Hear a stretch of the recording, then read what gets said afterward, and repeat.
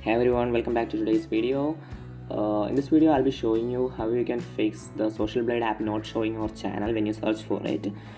Okay, so in order to do this, first you have to open your browser and I'll show you. If I search for Social Blade and search for my channel, which is How to Tech. It's not opening my channel, it's showing some other random channel. And I don't have an option to select all see all the channels which have the same name. So in order to fix this, you have to do is go into your YouTube channel. So I'll type in YouTube and open it.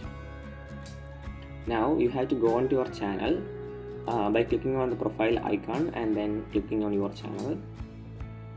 And now here you can see this at How to Tech official, this link. As you can see, every channel has that link. So if you can see, this channel has that and every channel has that. So I'll go back and I'll copy this link address and then go on to social media, Social Blade, and then paste it here.